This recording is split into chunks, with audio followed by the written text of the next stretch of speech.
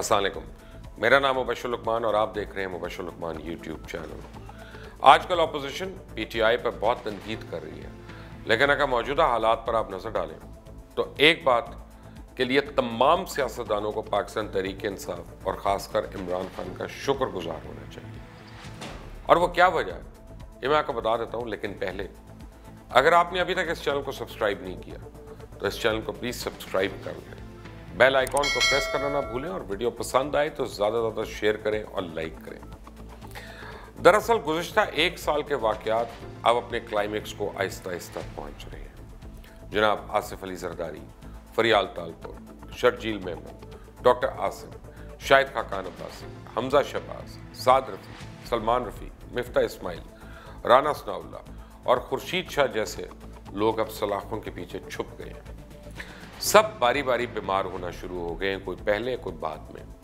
मियां नवाज शरीफ, मरियम नवाज, शहबाज शरीफ तो इस वक्त जमानत पर आ गए, मगर पाकिस्तान में इन सब का ज़ेर अताब आना ये बजाते खुद किसी मुआवजे से कम नहीं। नवाज शरीफ को जैसे ही जेल में जाना पड़ा, चंद रोज़ में उनकी सेहत खराब होना शुरू हो गई और अब तो हालात ये हैं कि अदालत में इनके वकला ने जो मेडिकल रिपोर्ट्स पेश की हैं, इनके मुताबिक नवाज शरीफ को शदीद मर्ज लाहक है और नवाज शरीफ को इंतहाई एडवांस इलाज की ज़रूरत है। और इस वक्त जो इलाज की सहूलियात इनको हुकूमत की तरफ से दी जा रही हैं वो बैनुल-अक़वामी मेयार से कम नहीं है, लेकिन अब तक इनके इलाज पे शायद लाखों खर्च हो चुके हैं।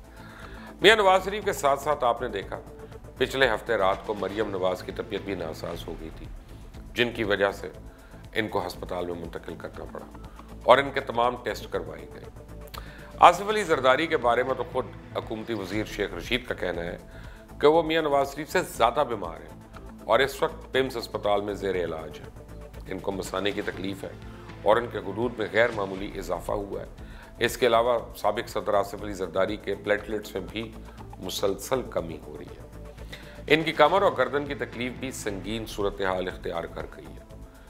आपको याद होगा कि फरियाल तालपुर की भी अचानक तबीयत खराब हुई और इनको पॉली क्लिनिक अस्पताल में मुंतकिल कर दिया गया। इनका शुगर लेवल हाई लेवल होने से तबीयत खराब हुई और सुबह 5 बजे अस्पताल लाया गया। साबिक वज़ीर आज़म शाहिद खाकान अब्बासी की भी अब जेल में तबीयत खराब रहना शुरू हो गई है। इनको गुर्दे और मसाने में पथरी है और इनको भी अस्पताल अब मुंतकिल कर दिया जाएगा। डॉक्टर आसिम की तबीयत की अगर बात की जाए तो इनका सिलसिला काफ़ी तवील है, इस पर एक अलग से एक पूरी वीडियो हो सकती है। लेकिन एक बात, और डॉक्टर आसिम पेशी के सिलसिले में एहतसाब अदालत आए थे, जहां इनकी तबीयत खराब होगी, जिस पर अदालत ने डॉक्टर आसिम के इलाज के लिए बैरून मुल्क जाने की दरख्वास्त मंजूर भी कर ली और इनको फौरी तौर पर स्ट्रेचर पर लटा के एहतसाब अदालत से अस्पताल में रवाना कर दिया गया। इसी तरह शर्जील मेमन को भी जब से जेल हुई है, इसके बाद वो अस्पताल में ही दाखिल है। राना सनाउल्लाह को भी जब जेल हुई तो हमें पता चला कि इनकी हालत ख़राब है और दिल, शुगर समेत दीगर अमराज में मुब्तला हैं। जनाब खुर्शीद शाह साहब को जब जेल हुई तो उनकी तबीयत फौरी तौर पर नासाज हो गई और उसी रात उनको पॉली क्लिनिक ले जाया गया, जहां खुर्शीद शाह के मुख्तलिफ मेडिकल टेस्ट किए गए और खुर्शीद शाह साहब के सीने और पेट में तकलीफ थी। अब इनके बारे में ये भी खबरें गर्दिश कर रही हैं कि इनका ब्लड प्रेशर भी कंट्रोल नहीं हो रहा, जिससे इनकी हालत भी तशवीशनाक है। इन शॉर्ट छोटी बात यह है कि जिस सियासतदान को भी जेल हुई या मुकदमा चलाया गया तो पता चाहिए चला कि वो सब अपनी सियासत में हमेशा इतना मसरूफ़ रहे, कौम के लिए इतनी खिदमत करते रहे कि इनको अपनी सेहत का भी ख्याल नहीं रहा। कैसे मुख्तलिफ़ किस्म की जानलेवा बीमारियाँ इनको अपने शिकंजे में जकड़ रही हैं। इसलिए इन सब को तो पाकिस्तान तहरीक इंसाफ का शुक्रगुजार होना चाहिए कि तहरीक इंसाफ की वजह से इनको ना सिर्फ अपनी बीमारियाँ पता चल गई, बल्कि अब हुकूमत खुद से इनका सरकारी पैसों पे अच्छे से अच्छा इलाज भी करवा रही है और वो पैसा जो अवाम पर खर्च होना चाहिए वो भी अब इन्हीं लोगों पे खर्च हो रहा है।